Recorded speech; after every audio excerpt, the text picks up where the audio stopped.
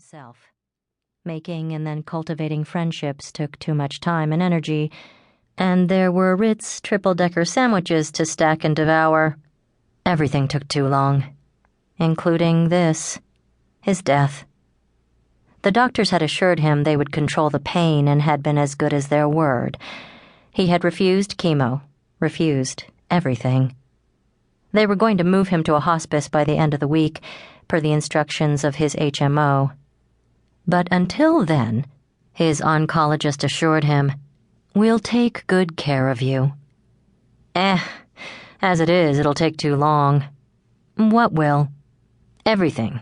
The paperwork, the transfer, dying, all of it. I'm slow at everything, even this. And he was right.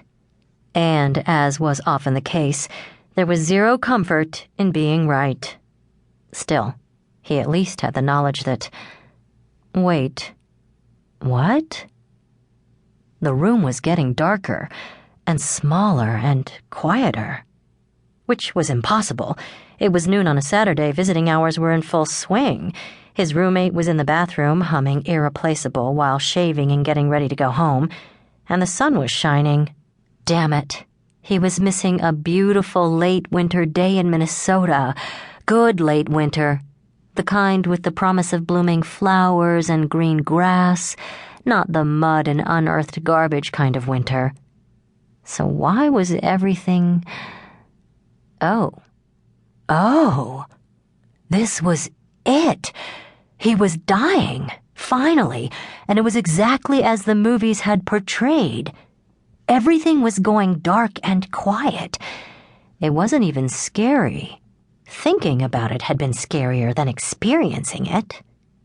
He supposed he should be grateful. "Hi, I'm Betsy. Welcome to hell." He blinked and looked around. He knew this place. He'd been there before, reluctantly. It was... Did you say welcome to hell? The girl, woman, he supposed, she was probably in her 20s and they didn't like that, being called girls, nodded. Yep.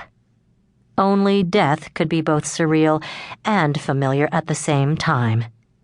Hell is the Mall of America? Yep, sorry. She shrugged at him. It was all I could think of. What? Never mind. He took a closer look at her.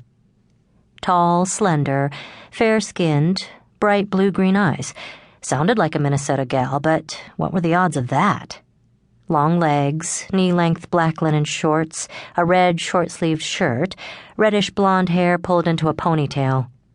She was wearing a silver men's watch that was too big for her slender wrist, silver pointy-toed flats, and a "Hello, my name is" badge over her left breast, which read Satan 2.0. So, I'm dead? He looked around. Yep, the Mall of America, and no mistake. He and the strange girl, woman, were standing beside a large information kiosk. There were other people around, many of them in a hurry, and there was an overall feeling of tense bustling. And it was some big costume party, too, because there was a gal dressed like Cleopatra, and another one dressed like she was on her way to a ball in a green gown with a billowing skirt. And an awful lot of the men were wearing hats. And not many of them were proper baseball caps. Lots were old-fashioned hats like Lincoln wore. Women in hats, too, big fancy ones like they wore in the old days or in London for a royal wedding. The people were all intent on something, because they paid him no attention at all. It took him a second to realize what they were paying attention to. Her. His guide, maybe? But no one was approaching, or even staring. They'd send skittering glances her way like they were afraid she'd look back. Maybe not a guide, maybe a supervisor? He opened his mouth and was annoyed when nothing came out. Tried twice more while the gal waited patiently and finally managed to croak out, "This is death?" "No, this is hell," she corrected him.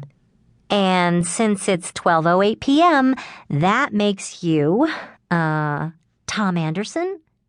Oh, no.